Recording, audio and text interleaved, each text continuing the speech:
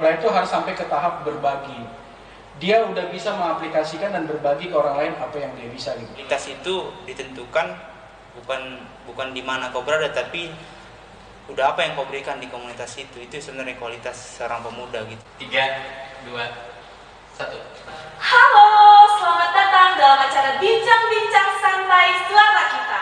Tujuan acara ini menyebarkan hal baik dalam bincang-bincang dengan para narasumber yang hadir saat ini bersama saya, Laura.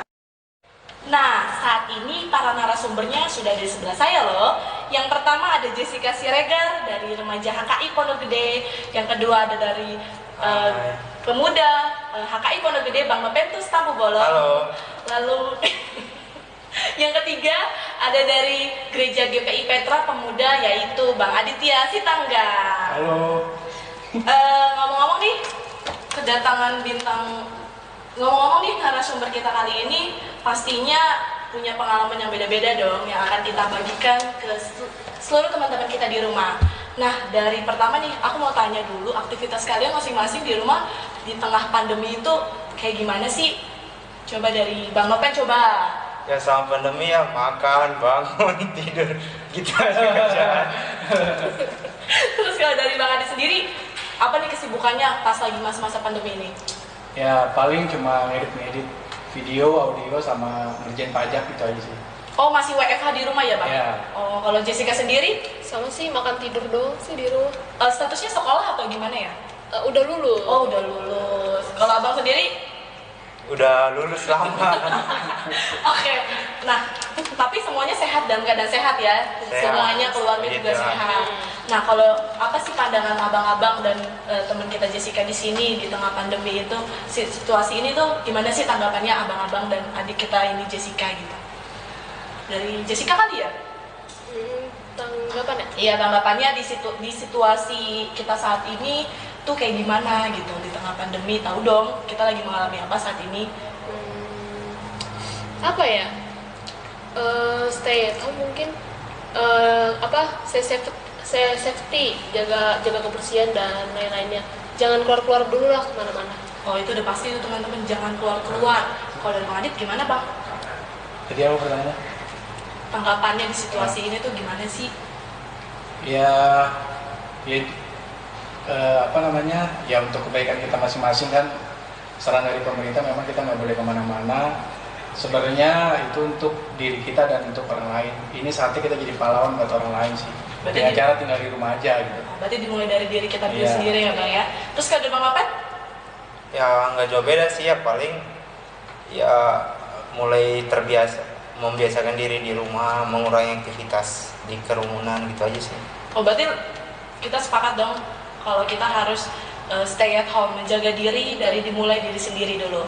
Nah, kalau dari kan pemerintah mengeluarkan kebijakan nih selain stay at home, tapi di luar kita dibatasi dengan PSBB tuh. Itu gimana coba tanggapannya teman-teman semua yang hadir pada saat ini?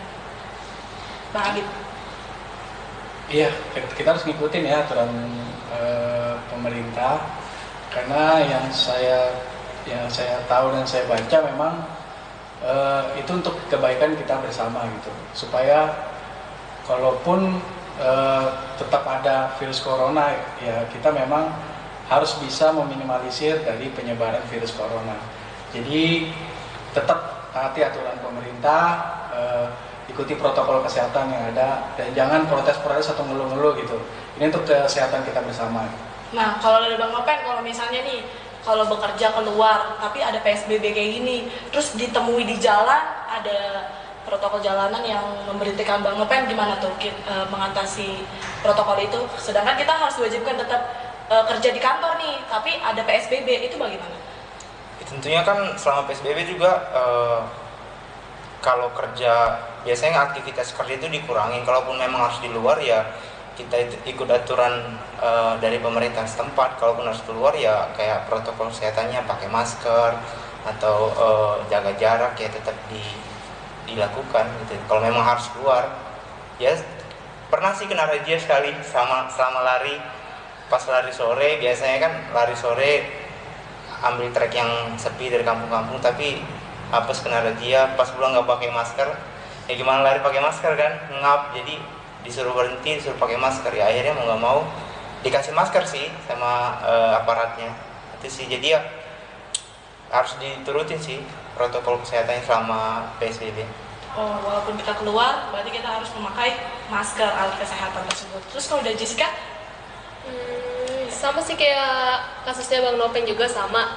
Kan pernah ketilang juga? Pernah. Setiap keluar tuh pasti. Keluar berarti sering. Kan jadi ceritanya waktu hujan-hujan lupa mau pakai masker, soalnya kan ngebut biar nggak basah banget kan.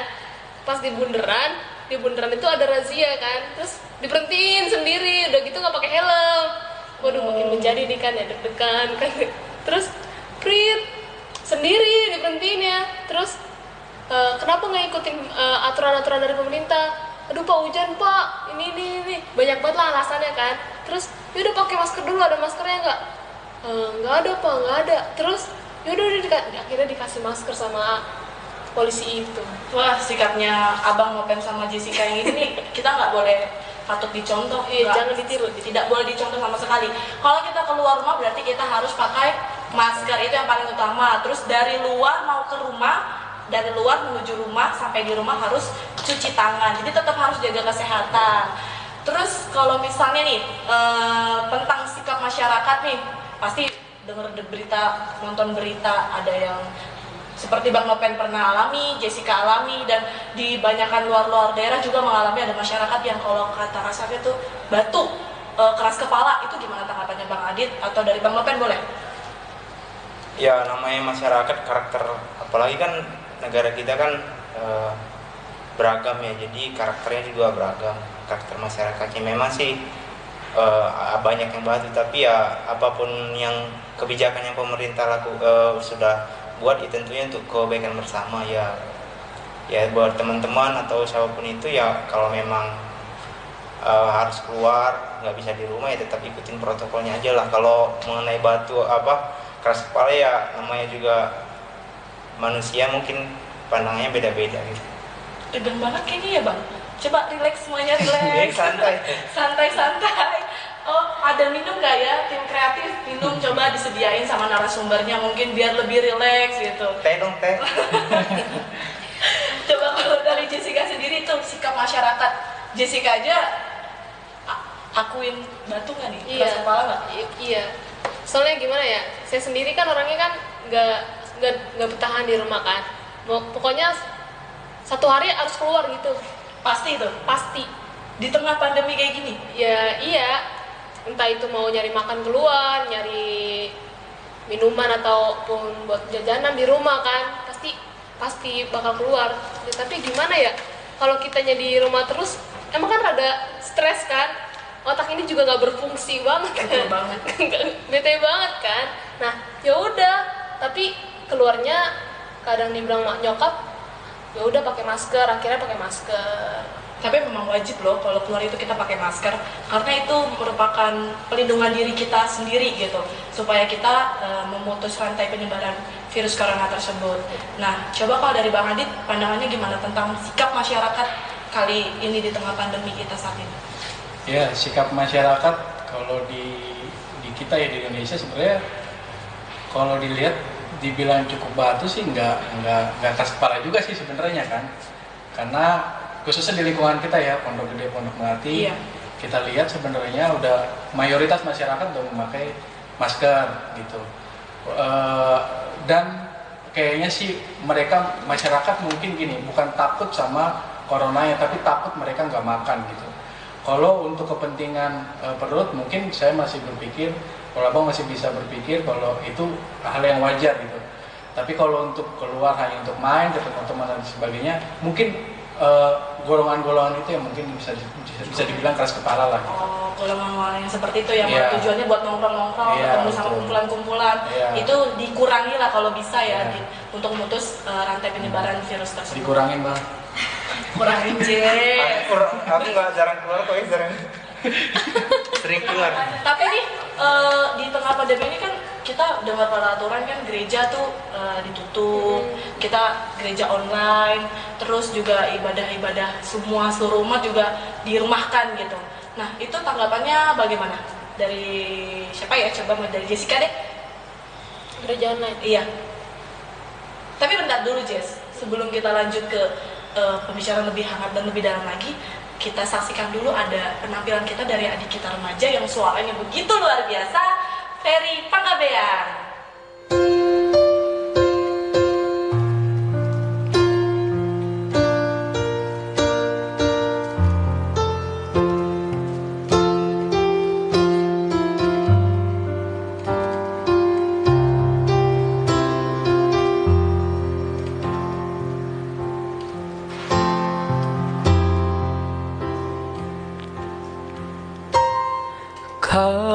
Kasih yang sempurna telah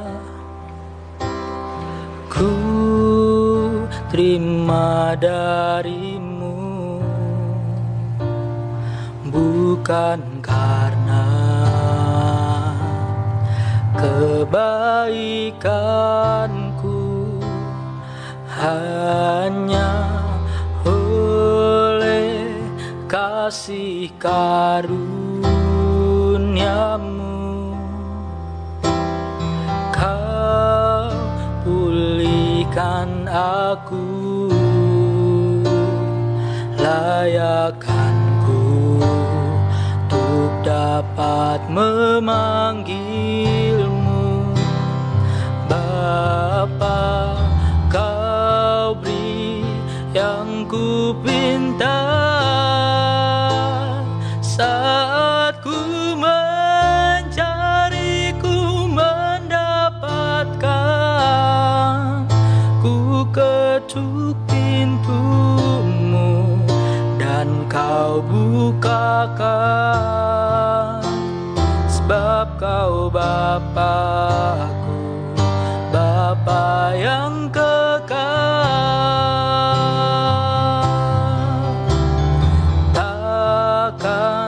Kau biarkan aku melangkah hanya sendirian. Kau selalu ada bagiku, sebab kau Bapa-Ku, Bapa yang kekal.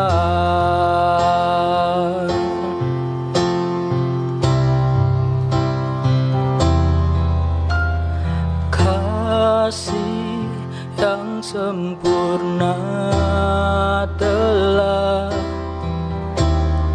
ku terima darimu,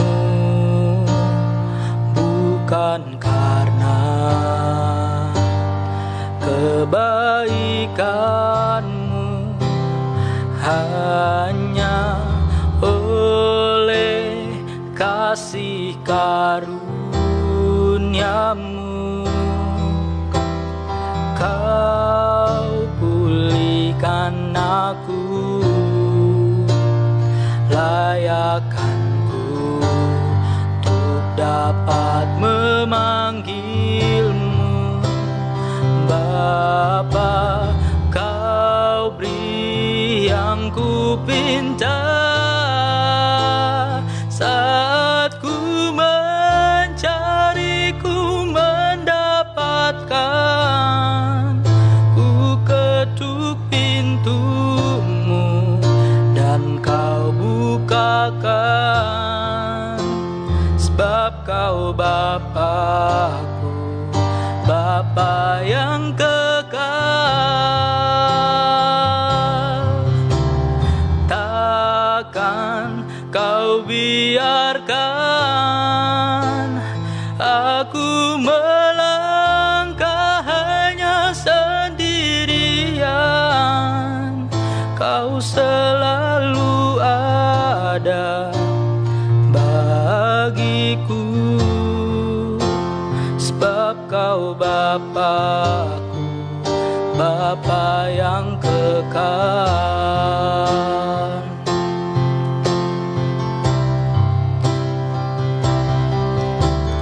Takkan kau biarkan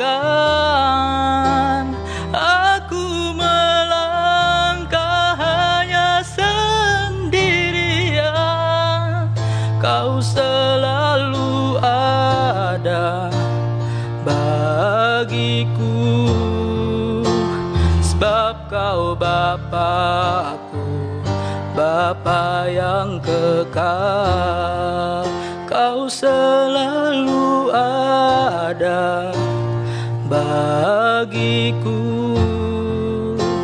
sebab Kau Bapakku, Bapa yang kekal.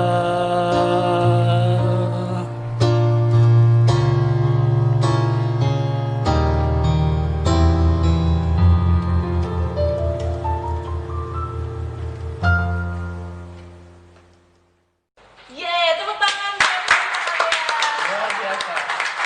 Makasih buat Ferry sama Diori, talentannya luar biasa, semakin diberkati di dalam pelayanannya. Nah, tadi kita sempat kepotong nih pembicaranya mengenai tanggapan gimana tentang kita yang gereja online sebagai umat Kristiani. Kita sebagai pemuda Kristen nih, Abang sama Jessica, gimana sih kita selaku pemuda Kristen di tengah pandemi ini, apa yang harus kita lakukan agar kita yang walaupun gereja online, kita tetap bisa gereja seperti biasanya kita ibadah di gereja gitu. Dari Jessica dulu coba. Gereja online sih sama aja sih kayak gereja-gereja pada hari Minggu pada umumnya sih. Tapi kalau di tengah pandemi kayak gini tuh sebagai pemuda Kristen apa yang harus kamu lakukan walaupun hanya gereja di rumah tuh supaya tetap kita tuh berdampak gitu sebagai pemuda Kristen gitu. Tanggapannya bagaimana? Tanggapannya sih ya apa ya, paling nonton videonya itu, terus habis itu kita bagikan ke sama kita umat Kristiani, apalagi sama pemuda-pemuda yang lainnya supaya lebih berdampak. Kalau dari Bang Nopen sendiri gimana Bang tentang tanggapan pemuda Kristen di tengah pandemi seperti ini gitu? Mengenai gereja ibadah atau ibadah online sih, ya kalau aku sih ya bagus ya, maksudnya menggunakan media untuk tapi pada dasarnya kan memang kita harus bersekutu ketemu lebih seret kali ya, jadi lebih, cuman karena di tengah pandemi ini ya menggunakan media ya mau nggak mau kita harus menggunakan media, dan itu hal yang positif sih gitu. Mungkin bisa merubah paradigma kita tentang ibadah juga sih, agak geser juga gitu, jadi bisa mempengaruhi sih. Jadi mungkin kedepannya ya lebih para pelayan gereja ya lebih memperhatikan kualitas ibadahnya lagi kalau jadi bersekutu datang bersama gitu. Jadi orang jadi nggak malas lagi datang gara-gara ibadah online gini atau live streaming atau streaming gitu. Itu sih. Kalau dari pandangannya Bang Adit gimana nih Bang? Kalau saya melihat sih dari sisi gerejanya, tadi kan mereka bertanggapi dari sisi mereka masing-masing pribadi gitu. Sebenarnya tantangan utama buat gereja-gereja sih.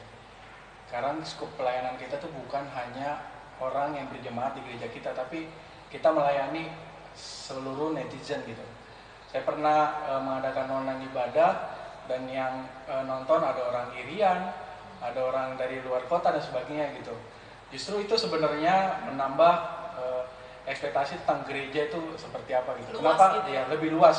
Pelayanan kita jadi cenderung lebih luas gitu.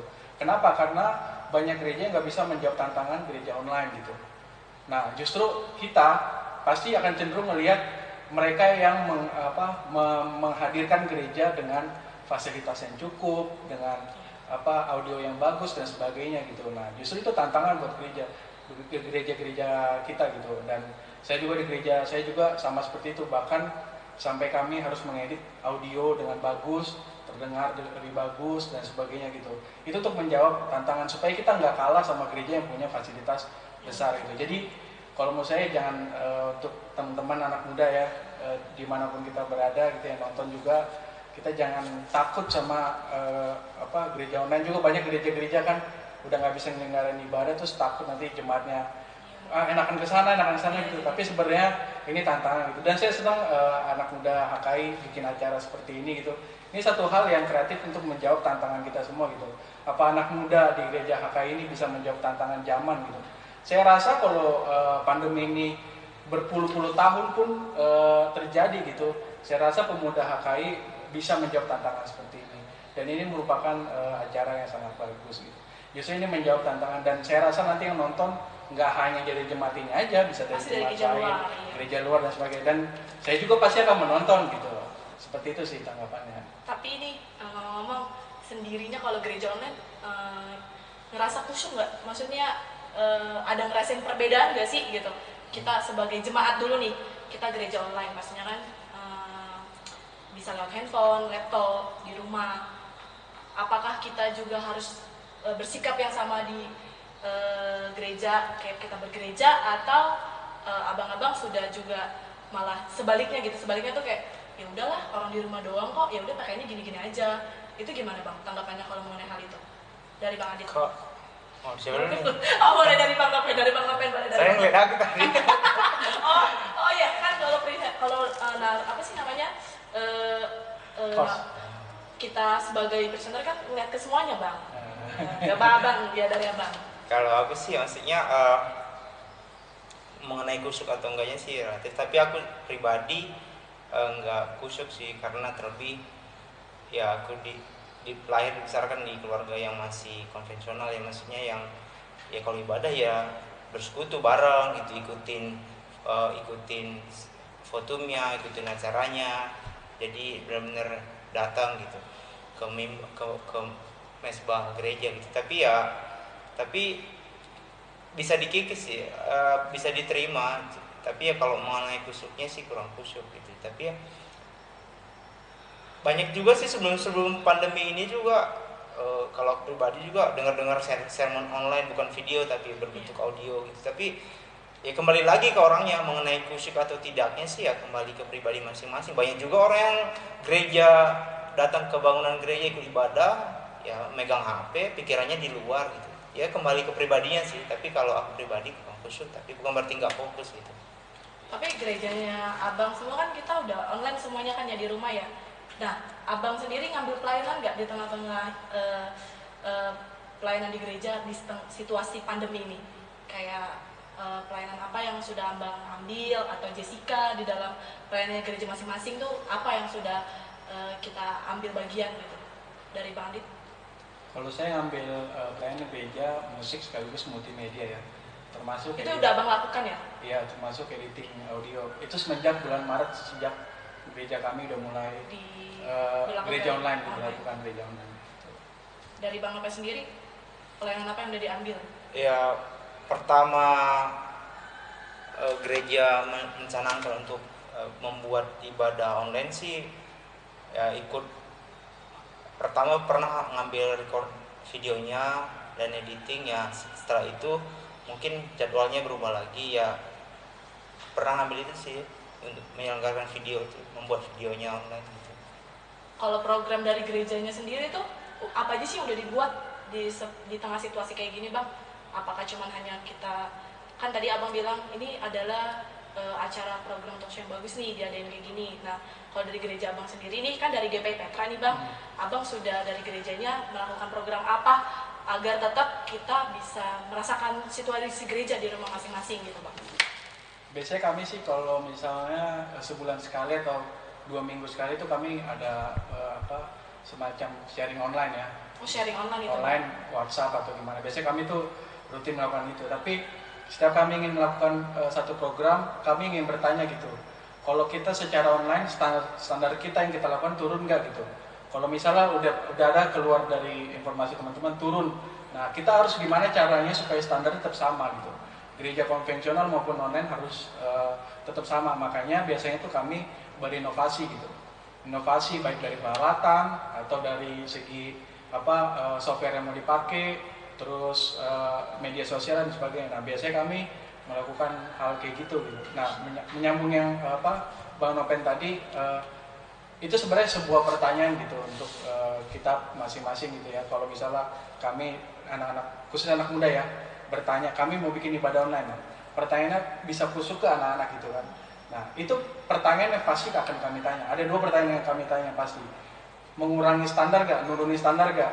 Terus khusus gak anak-anak gitu. Nah, 2 hal ini pasti kami tanyakan gitu. Nah, itu kami nggak bisa toleransi gitu. Nah, yang kami lakukan adalah melakukan follow up. Jadi setiap kami ibadah online, kami punya grup kan. Nah, kami mulai dari para pengurusnya dulu. Para pengurusnya setelah ibadah online share di grup apa yang mereka dapat dari ibadah online gitu. Dan puji Tuhannya banyak yang ikut gitu. Padahal bukan pengurus, tapi banyak yang ngikutin aturan seperti itu. Dan kami bikin games, bikin apa supaya mereka benar-benar kami nggak ngurangi standar apa yang udah kami lakukan di ibadah youth gitu. Itu aja sih. Luar biasa ya, youthnya dari gereja Bang Adit, GPI Petra. Kalau dari gerejanya kita nih HKI Pondok Gede Bang, pemudanya apa yang sudah dibuat gitu, program-program yang udah dirancang. Kita kan nggak tahu nih pandemi ini mau selesai kapan, tapi kita harus tetap taat sama aturan tadi, sama kebijakan pemerintah gereja di rumah masing-masing gitu. Program apa yang udah dibuat Bang di gereja? Abang sendiri terlibat di dalam pelayanan pemuda kan Bang ya? Iya. Iya, berarti program apa yang udah dibuat gitu Bang? Jadi kalau di gereja kita sih sebenarnya programnya sudah disusun akan terlaksana, tapi tidak terduga ada kondisi seperti ini, pandemi. Jadi memang pemuda dan remaja dipaksa untuk berinovasi gitu. Jadi yang tadinya ibadahnya contohnya Sabtu harus programnya memang rutin Sabtu, jadi diubah sekarang ke online. Nah inilah tantangannya. Jadi sudah melakukan ini sih inovasi. Jadi ibadahnya diarahkan ke online gitu. Jadi karena mungkin pengalaman khususnya gereja kita aliran Lutheran gitu kan, yang memang masih mainstream konvensional banget gitu kan. Jadi kebutuhan teknologi itu benar-benar ya dibatasin atau mungkin agak alergi gitu. Jadi ya pemudanya sendiri eksplorasinya nggak luas gitu. Jadi paling nyari-nyari referensi dalam menginovasikan programnya. Contohnya ibadah, ada kegiatan ibadah, ya nyari referensi dari teman-teman pemuda lain, apa sih yang dilakukan mereka kalau memang melakukan ibadah online, apa sih triknya, tekniknya, paling seperti itu. Jadi sekarang yang paling ibadahnya aja yang paling dibuat secara online, itu pun frekuensinya dikurangi. Yang tadinya memang kalau rutin setiap Sabtu paling ya 2 kali sebulan gitu. Itu aja sih. Itu kalau dari segi pemuda. Kalau dari Jessica nih, remaja, program apa sih yang udah dibuat supaya tetap remaja itu nggak kehilangan gereja walaupun di rumah gitu? Kalau dari remaja sih ikut sama para kakak-kakak kita aja sih, PNB. Kalau kita disuruhnya nonton ini nih ada acara gereja ibadah online, kan nanti di-share ke grup WhatsApp untuk grup gereja kan, untuk pemuda-pemudanya. Paling nanti kita nurut nontonin gitu. Itu aja sih kalau dari remaja. Lebih ikut arahan dari abang-abang PNB-nya ya, abang pemudanya ya. Nah, tadi kan dari Youth Petra tuh saya sedikit ada ambil tuh, dia memfollow up lagi ya Bang, kalau ketika program itu udah dilaksanakan, contohnya nih efisien gak nih, mengurangi standar gak nih, terus di follow up. Kayak contoh kayak ada ibadah online, terus ketika udah selesai itu ibadah akan ditanyakan lagi kan di WhatsApp grup tersebut gitu. Nah itu kan caranya dari Youth Petra, dari abang PNB kita, dari HKI Pondok Gede, itu gimana sih supaya tetap kita tuh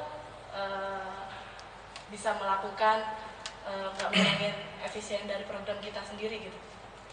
Nah, memang sih mendengar dari sharing dari teman kita tadi, ada banyak kekurangan karena kan ini bukan hal yang baru buat PNB gitu. Jadi dalam pelaksananya memang banyak kekurangan, tapi untuk efisiensinya itu sih memang dievaluasi juga sama teman-teman BPH gitu kan, apakah ibadah ini terlebih bidang yang terkait, contohnya bidang 2 yang mereka yang bertanggung jawab atas kegiatan media sosial gitu kan. Yang kemarin paling dievaluasi apakah rating sosial media PNB ini dengan konten ibadah dan segala macam itu naik atau bagaimana, respon teman-teman PNB bagaimana gitu. Nah memang sih responnya belum baik, responnya ya masih biasa lah. Jadi kecenderungan teman-teman itu mungkin karena ini hal yang pertama gitu kan, jadi inovasinya atau penyajiannya mungkin kurang menarik, ya paling orang-orang teman-teman PNB yang di sini yang lama paling yang merespon dengan baik gitu. Jadi kalau teman-teman yang ya memang sudah biasa dengan hal-hal kayak gitu ya mungkin standarnya beda kali ya. Jadi udah pernah ngeliat ibadah referensi atau ibadah pemuda dari lain itu mungkin lebih menarik gitu. Tapi itu enggak hal yang bukan hal yang aneh gitu. Tapi ya yang sudah dilakukan dan ratingnya sih belum bagus sih gitu. Belum maksimal gitu belum ya, maksimal. Mas, kalau Tapi dievaluasi ya pasti diperbaiki sih. Teman-teman bilang bidang yang terkait akan diperbaiki konten-kontennya gitu sih. Ngomong-ngomong Bang, ini biar karena sebenarnya nggak aus ya. Ini minum dulu. Iya. Boleh minum dulu supaya agak lebih rileks, lebih santai. Nah, ini kan tadi kita membicarakan tentang program apa yang sudah dirancang agar tetap pelayanan kita berjalan walaupun hanya di rumah aja. Terus cara menjangkau nih, khususnya menjangkau pemuda itu kan perlu apa sih, ada gebrakan gitu supaya mereka tuh memang sih ini perdana nih, kita semua pasti merasakan ini pertama kali kita ngerasain ibadah gereja, suasana pelayanan tuh di rumah masing-masing gitu. Nah, supaya membangkitkan semangat agar kita menjangkau pemuda-pemuda yang biasa gereja aja mereka kurang gitu semangatnya, apalagi ini yang di rumah. Bagaimana kita sebagai pemuda Kristen menjangkau teman-teman kita di luar sana agar mereka tuh memiliki semangat pelayanan terus berapi-api gitu Bang. Gimana dari Bang Adit? Kalau di kami sebenarnya udah ada sejak tahun lalu itu kelompok ya, kelompok kecil ya. Nah, dalam menjangkau itu sebenarnya apa yang kami programkan itu kami share semua ke ketua kelompok, karena ketua kelompok yang paling ngerti gimana anggota-anggota kelompoknya gitu. Ada yang aktif kah, ada yang pasif, bahkan sampai ke hal yang kayak semacam pekerjaannya harus gajinya harus dipotong dan sebagainya, itu kami dasarkan dari ketua kelompok. Jadi kami tuh mulai dari bottom up gitu. Jadi ketua kelompoknya itulah bottomnya, akarnya gitu. Nah, apa yang kami akan programkan biasanya kami akan sharing dulu sama ketua kelompok. Kami akan tanya, mungkin nggak semua tapi hanya beberapa gitu. Nah, kami tanya dan kami udah semacam melakukan semacam kayak survei dan sebagainya gitu. Rata-rata tuh anak muda aktifnya di mana sih gitu, di media sosial itu di mana sih? Ada yang di Instagram, ada yang di Facebook, ada yang di YouTube gitu. Sehingga kami menilai bahwa kebanyakan anak muda itu aktif di Instagram. Nah, makanya kami membuat program melalui Instagram dan Facebook. Nah, semua program kami itu di-share di situ gitu. Nah, ketika kami ingin melakukan program itu, kan kami ada sistemnya semacam kampanye gitu. Jadi kami rencanakan program, baru programnya misalnya dimulai 2 minggu lagi. Jadi proses 2 minggu ini kami kampanyakan ke kelompok. Jadi ketua kelompok ngasih tahu, ada program ini, sehingga acaranya bisa berjalan lebih baik gitu. Itu cara kami. Nah, kalau untuk kata penjangkauan sih sebenarnya gini,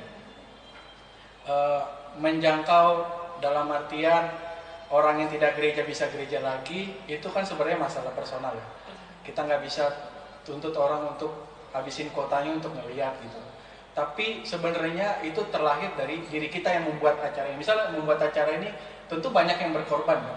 Harapan mereka pasti ingin anak-anak muda terjangkau dengan baik, terfasilitasi dengan baik. Tapi sebenarnya itu udah cukup bagian kita sih sebenarnya. Tidak perlu harus kita misalnya harus membujuk, nonton dong ini gini. Memang perlu membujuk ya, tapi kita udah lakukan apa yang kita mau lakukan gitu. Jadi penjangkauan yang kami lakukan itu sebenarnya kita bagaimana caranya apa yang kita lakukan itu udah terdengar bagi mereka, udah di-sharing ke mereka, dan mereka tidak melakukan, itu sebenarnya itu urusan mereka. Urusan kita udah melakukan yang terbaik, itu aja sih. Oke, kalau dari Bang Apen sendiri gimana Bang? Kalau di PNB HKS sendiri mengenai penjangkauan tadi sih seperti Bang Arit bilang sih menarik. Jadi kalau di PNB HKS sendiri sih beda kasus. Jadi sebelum pandemi juga kan youth pemuda juga sudah aktif di media sosial gitu. Itu media penjangkauan karena kan nggak mungkin lagi kita datangin mereka, kita gereja dong atau apa, bisa-bisa ditimpuk kita gitu kan. Jadi ya kita jangkau dengan tadi dilakukan survei juga sih. Jadi kan contohnya banyak anggota PNB kan ada yang hobinya apa, ada yang kegiatannya apa gitu. Itu yang kita petakan. Contohnya PNB kita hobinya mayoritas hobinya apa sih, kegiatannya apa sih gitu. Jadi nah itu yang kita susun di programnya gitu. Kita susun, kita selipin di program yang memang unsur-unsur hal yang mereka suka itu ada di program PNB gitu. Jadi secara tidak langsung mereka akan ikut, itu dari sisi program. Tapi dari sisi untuk menguatkan lagi kan kita nggak terlepas hanya program aja gitu kan. Secara kerohanian juga ya ini yang masih kurang menurutku di kita. Jadi untuk mengikat mereka ketika mereka sudah dijangkau, udah nyaman, udah datang, udah nyaman, tapi nggak ada kalau nggak ada yang ngikat gitu. Akhirnya ada yang lebih nyaman lagi pergi gitu. Jadi kalau menurutku kurangnya di situ. Kalau kita sih secara menjangkau sih di program sih sudah memasukkan unsur-unsur jangkauan sih dengan hal-hal apa yang mereka sukai gitu. Menurut abang nih, sudah berhasilkah kita menjangkau pemuda di gereja kita sendiri? Atau masih proses nih?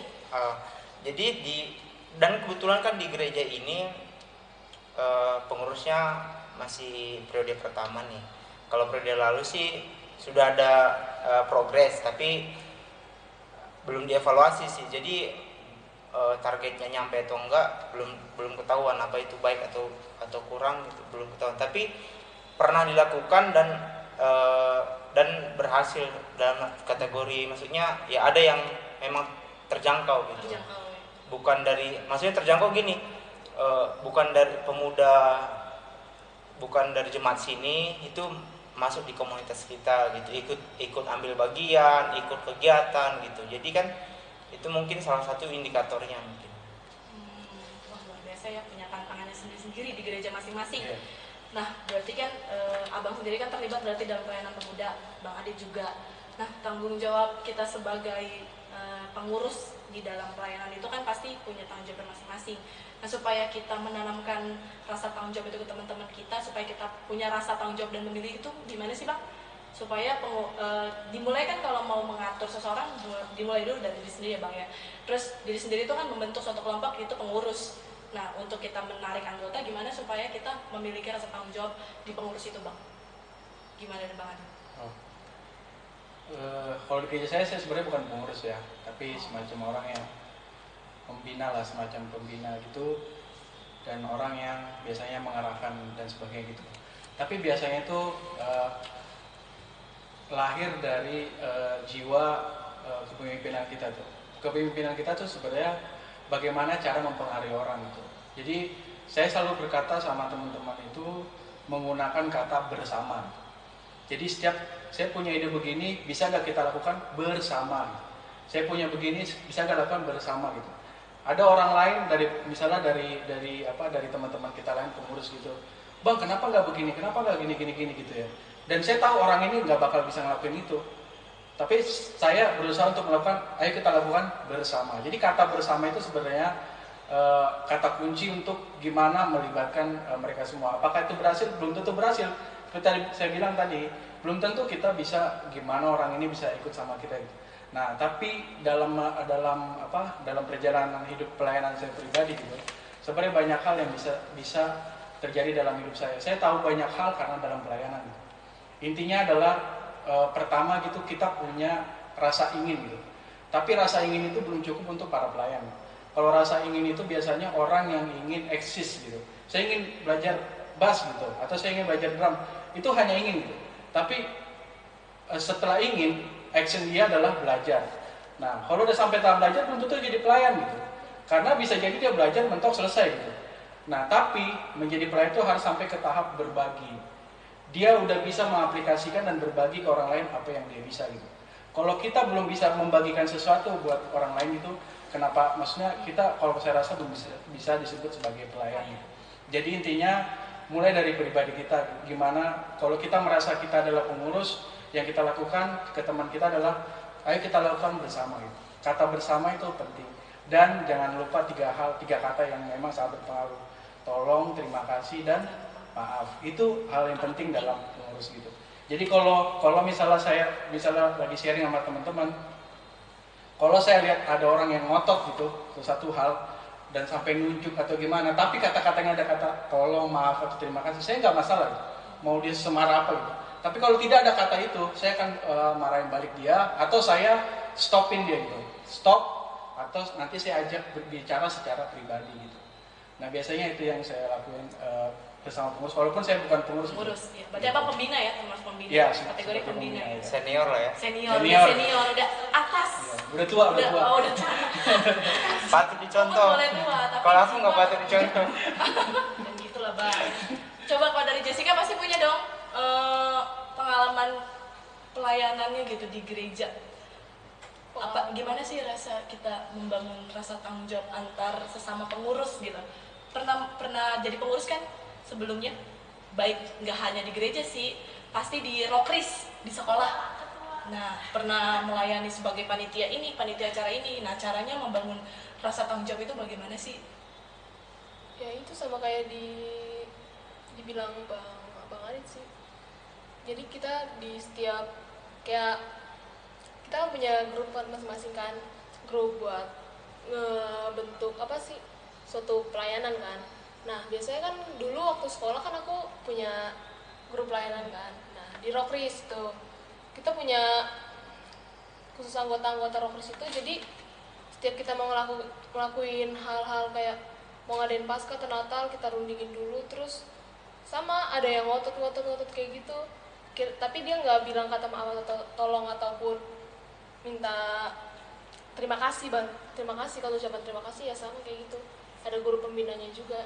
Oh jadi masih tahap banyak cekcok-cekcoknya berarti iya, di pelayanannya. Iya gimana ya? Tapi berarti dapat hal baru dong dari pengalamannya pasti di Bang Aditya. Coba dari Bang Nobel sendiri bang, gimana pandangannya bang di gereja ekonomi pemudanya nih khususnya gitu, membangun tanggung jawab itu gitu antar pengurus? Kalau aku pribadi sih dan pengalamanku, karena komunitas kan nggak dibilang kan itu kayak sistem yang berjalan, maksudnya bukan berarti mengandalkan sistem. Jadi ada kesepakatan yang harus kita sepakati, hal yang kita sepakati. Nah kebanyakan dulu di pemuda gereja HKI khususnya, baik dimanapun, karena kan di daerah juga. Nah kebanyakan pemuda itu pengurus itu melakukan hal-hal yang tidak disepakati, akhirnya tidak jalan. Jadi pertama ya kita sepakati bersama gitu, apa yang mau kita lakukan.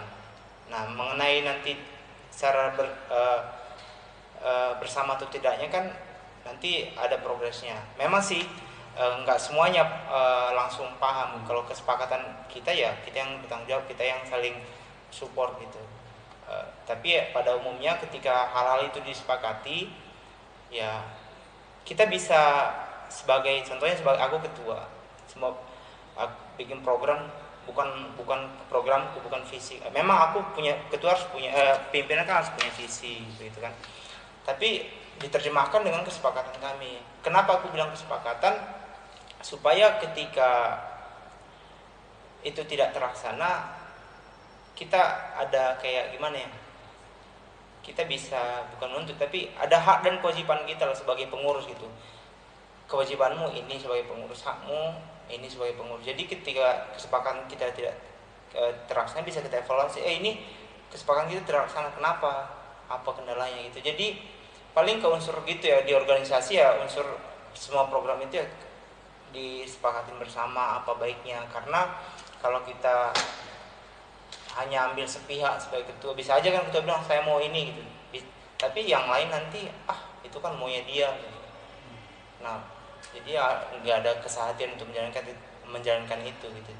Tapi terlepas dari itu sih, aku percaya satu hal gini, di secara organisasi kan pemuda gitu kan, itu memang harus disepakati. Tapi karena kan kita organisasinya bukan di kayak pemuda-pemuda di sekuler gitu kan, di luar gitu, ada unsur yang memang harus kita kuatkan lagi kesehatiannya. Nah itu biasanya kita dapat dengan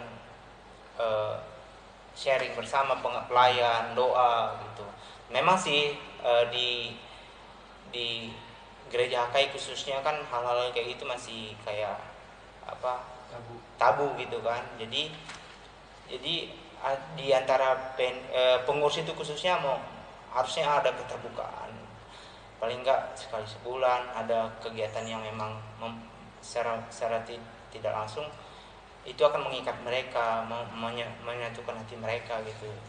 Apa sih kendala dia selama kerja? Kan pemuda kan banyak kegiatannya. Apa sih kendala dia? Apa sih hal yang nggak bisa selesaikan sama dia gitu, atau masalah dia. Nah, perlu satu kesehatan itu. Ya caranya mungkin seperti itu, dengan sharing bersama pengurus. Jadi dengan seperti itu ya, yang tadinya mungkin keras hati atau nggak mau peduli, itu kan di programnya sendiri akhirnya ya sama-sama bisa merasa memiliki gitu. Itu sih. Kalau dalam pelayanan di gereja aja, beberapa yang kalau saya alami nih Bang ya, sebagai pemuda, ada rasa jenuh nih, udah pasti dong, setiap kita memiliki rasa jenuh di dalam pelayanan. Nah, itu mengakibatkan pemuda tuh kebanyakan mereka tuh memilih karena mereka mandangnya kalau di gereja itu istilahnya tidak sifat aslinya gitu, kayak cuman cover doang pelayanan. Nah, itu Abang menanggapinya gimana Bang? Kayak istilahnya tuh mereka lebih baik mereka pelayanan di luar, bukan di gereja. Nah, itu baik nggak sih Bang bagi kita pemuda? Tanggapinya gimana dari Bang Nopen? Kayak misalnya Bang, masih jelas nggak Bang? Iya. Iya, kayak misalnya nih, kan kita jenuh nih dalam pelayanan, terus akhirnya ketika jenuh, ya udah mereka lebih milih di luar. Jadi mereka mengurangi intensitas di gereja. Terus akibatnya mereka lebih senang tuh sama orang-orang di luar dibandingkan orang gereja, karena mereka berpikiran mungkin jenuh kan banyak alasan. Ada yang programnya kurang menarik, ada juga mereka kayak ibaratnya stop untuk nggak mau berkomunikasi sama orang-orang terdekat di dalam pelayanan tersebut. Nah, pandangan Abang, tanggapannya gimana Bang untuk melihat orang yang kayak gitu? Kalau jenuh sih relatif ya, maksudnya kalau untuk menghandle itu secara organisasi tentunya, apalagi pemuda di gereja itu sangat mewadahi pemudanya pada umumnya, sangat mensupport kegiatan pemudanya pada umumnya, gereja apapun itu. Nah, terlebih lagi kita pemuda, tingkat kejenuhan pada pemuda mestinya lebih sedikit daripada orang tua, apalagi di organisasi. Tentunya banyak hal yang bisa dibuat supaya nggak jenuh. Ya, contoh program yang sudah kita sepakati, ya lakukan dengan inovasi. Kalau memang jenuh dengan kegiatan rutinitas ini, contoh ibadah Sabtu. Kalau memang rutinitas ibadah Sabtunya atau warna ibadahnya kurang menarik, membuat jenuh, bosan teman-teman PNB, ya kita ubah warnanya, kita ubah situasinya gimana biar menarik gitu. Jadi kejenuhan itu sebenarnya nggak begitu tinggi di pemuda, tingkat kejenuhan itu semestinya nggak tinggi di pemuda, karena terlebih pemuda itu diwadahi di gereja. Hal apapun kegiatan pemuda di gereja itu pasti didukung gitu. Ada pendukung, ada orang tua yang dukung gitu. Itu sih ya. Mengenai pribadinya mau pelayanan atau enggak karena tingkat kejenuhannya, mungkin dianya yang tidak mengeluarkan ekspresi dia dalam menjalankan program. Aku tertarik waktu itu, ada teman bilang, dia nyindir gitu kan,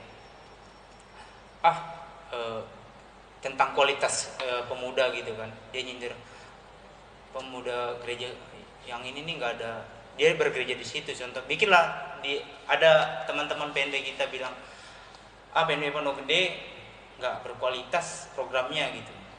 Nah, yang aku mau bilang adalah kualitas itu ditentukan bukan di mana kau berada, tapi udah apa yang kau berikan di komunitas itu sebenarnya kualitas seorang pemuda gitu. Jadi bukan menuntut, karena kalau cari komunitas nyaman, nggak ada yang nyaman. Jadi kenyamanan itu ya dibangun ketika aku berada di situ.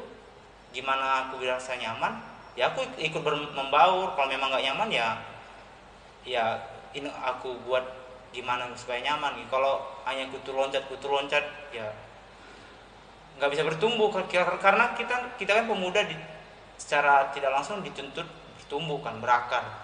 Jadi kalau loncat sana loncat sini, kapan berakarnya, kapan berbuahnya gitu. Jadi bagi teman-teman apapun kondisi pemudanya di gereja manapun ya, kalau nuntut yang nyaman atau sudah memang pernah contohnya ngelihat komunitas yang baik ya, mestinya teman-teman kasih referensi gitu, jangan loncat ke sana loncat ke sini, datang berbaur ubah seperti ini yang lebih baik atau apa gitu, itu sih. Jadi jangan nuntut, yang ngasih itu loh kualitasnya itu sebenarnya, kualitas komunitas pemuda bukan nuntut tapi memberi. Bukan menuntut tapi memberi. Ingat teman-teman, bukan menuntut tapi memberi. Ada tambahan nggak dari Bang Adit? Ya kalau saya dari pertanyaan tadi saya bagi kedua hal ya, jenuh untuk tipe pelayanan yang jenuh dan tipe pelayanan yang jenuh malah keluar gitu ya pelayanan sebagainya.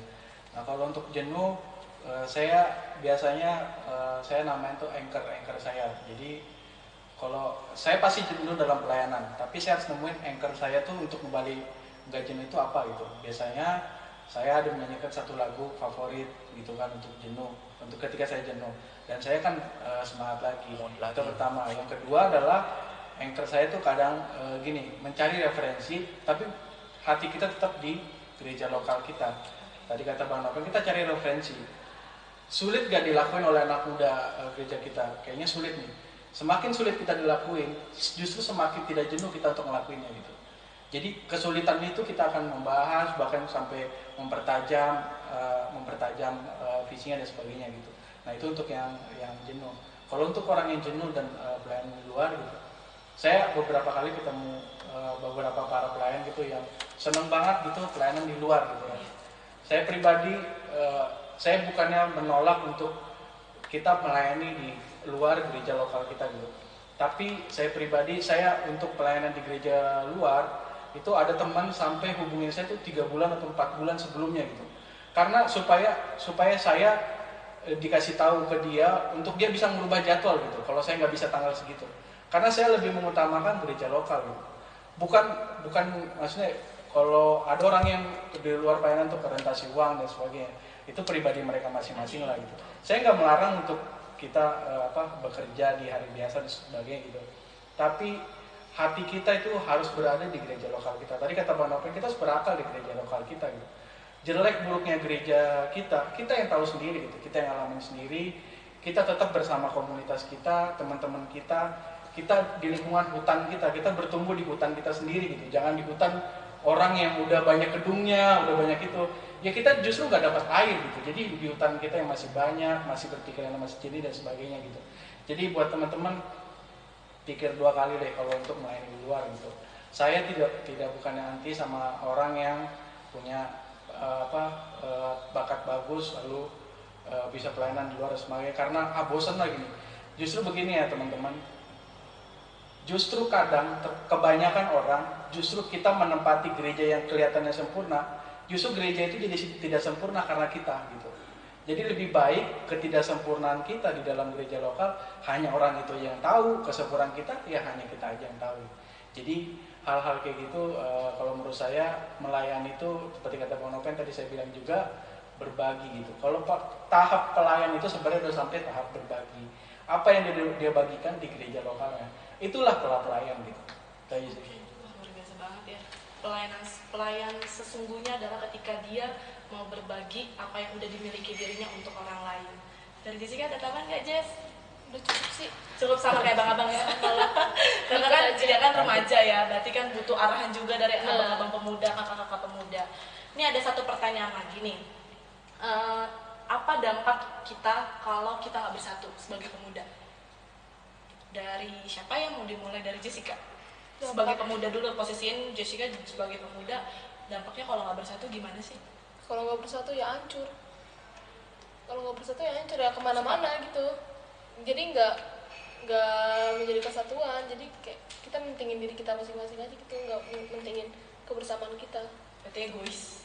Oh, ada Bang Nopen.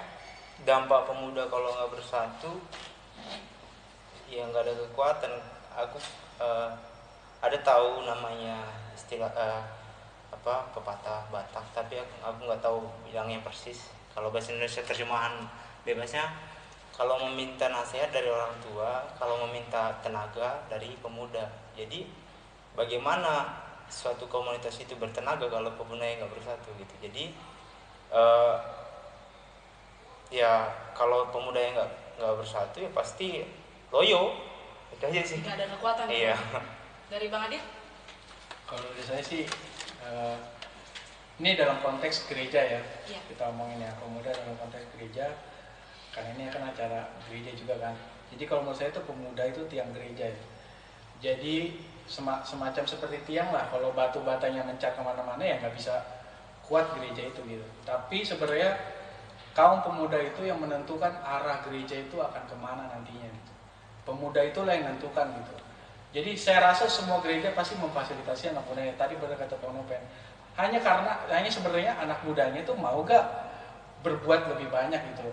Nah, kalau seandainya pemuda tidak bersatu di dalam sebuah gereja lokal, hilanglah generasi di bawahnya. Siapa nanti yang menangani sekolah minggu, nanti sekolah yang gitu jadi pemuda, siapa yang dicontoh gitu kan, nggak ada gitu. Jadi harusnya kita sebagai anak-anak muda di gereja lokal kita bersatulah. Kalau ada gesekan sedikit ya, maksudnya itulah Itu malah yang menarik gitu. iya, itulah bumbu-bumbunya gitu, Bumbu-bumbunya, dinamikanya. betul sekali. Dan teman-teman, satu itu dalam bahasa Inggrisnya one kan. One itu hanya konsonan itu hanya huruf N, sisanya huruf vokal gitu. Harusnya semakin bersatu, semakin banyak bervokal gitu. Semakin banyak kita pengen ini gitu. Tapi pada akhirnya kita kembali ke N gitu. N itu adalah kita hanya satu aja, satu konsonan, akhirnya di situ lagi. Jadi ada O dan E, tapi berakhir di N. N itu artinya kita menyelesaikannya secara bersama-sama, bersatu gitu. Wih, tepuk tangan dong buat Bang Adit, luar biasa sekali pengalamannya. Kayaknya pada tegang-tegang nih supaya merelaks Iya, tegang sendiri. nih. Kita ada games nih Bang. Coba boleh dilihat di layar nih Bang gamesnya. Jadi nanti coba ditutup dulu lah. Kita nggak boleh lihat gambar dulu. Jadi nanti Abang tebak dari setiap gambar. Saya akan kasih clue. Abang tebak nama tokohnya. Saya akan kasih clue melalui gambar. Clue-nya contoh saya mau kasih tokoh Musa. Musa itu misalnya saya bilang dia yang membawa bangsa Mesir keluar dari tanah perbudakan. Tapi saya clue-nya hanya bilang seorang tokoh yang membawa bangsa Mesir dari tanah perbudakan. Lalu nanti langsung ditunjukkan oleh gambar. Nanti gambarnya itu kayak bisa jadi dia gambar hewan, musang. Jadi nanti sedikit agak apa ya, kok hewan? Pikir ya? Berpikir, membuat kita berpikir tapi berpikir santai gitu. Siap nggak Bang? Siap, Boleh, boleh. Kita lihat dulu layarnya. Iya. Maaf itu juga saya berpikir ya. Oke Bang. Dia adalah seorang raja.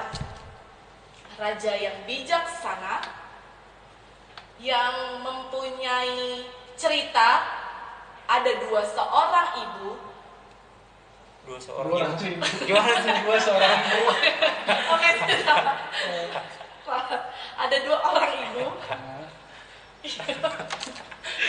Seorang ibu. Iya. Biasa. Ada 2 orang ibu. Ini si raja ini yang bijaksana nih. Udah bisa langsung tebak belum? Belum. 2 orang ibu. Dia ibu yang pertama memiliki bayi tapi meninggal. Ibu yang kedua bayinya hidup.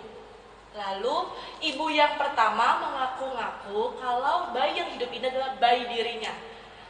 Tetapi bayi yang hidup tetap bilang kalau itu adalah bayinya. Dengan kehadiran seorang raja, dia memberi perintah seperti Saya tahu. Udah bisa tebak? Belum. Udah. Tahu. Udah, siapa Bang? Coba lihat. Salomo. Betul. Tapi itu kok kau ya? Oh ya. Kau. Makanya kita pakai kau ya. Kau itu Bang. Tadi aku mikirnya itu juga. Oh, Maksudnya, iya. Harusnya Mestinya gambarnya api aja. Oke, Bang Ita, berarti pertama Bang Adit yang menang poin pertama. Ada lagi soal yang kedua. Udah mulai. Cepet-cepetan ini Jessica. Kamu ceritanya remaja lebih ini. Enggak, tadi mau jawab itu. Aku tadi mau jawab Sulaiman. Iya. Yang kedua, clue-nya yang soal nomor 2 clue pertama. Tokoh. Ya, Dok. Udah tahu Bang? Udah. Udah. Iya. Lezat terus Lazarus.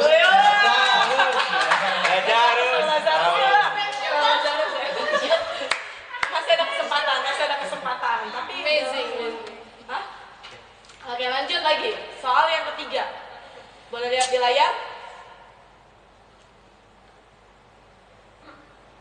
Seorang tokoh Alkitab yang ini langsung gampang kalau disebutin clue-nya sih sebenarnya, tapi saya buat agak bersulit. Dia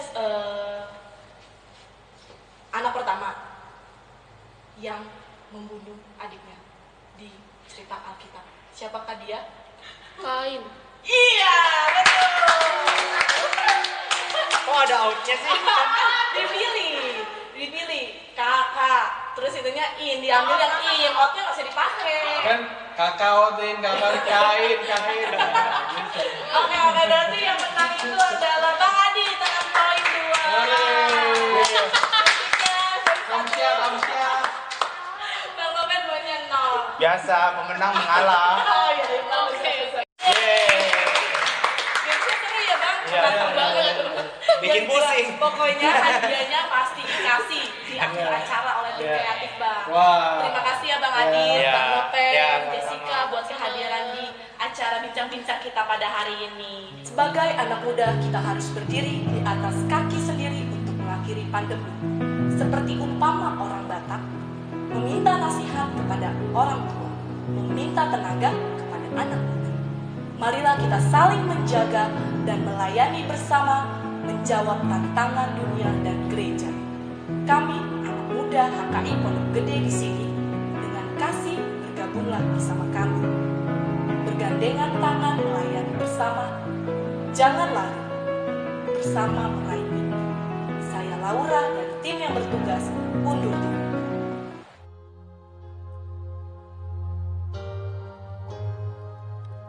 Tersungkurku di kakimu,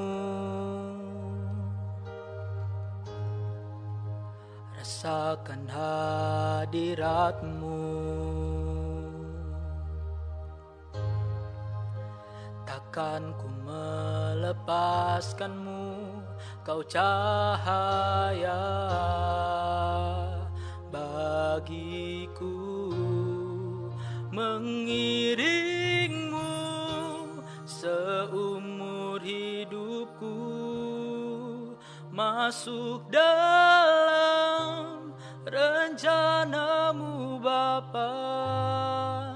Pikiranku, kehendakku, ku serahkan padamu.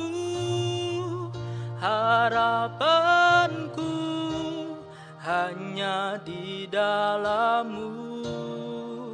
Ku kan teguh bersama-Mu Tuhan. Jadikan ku bejana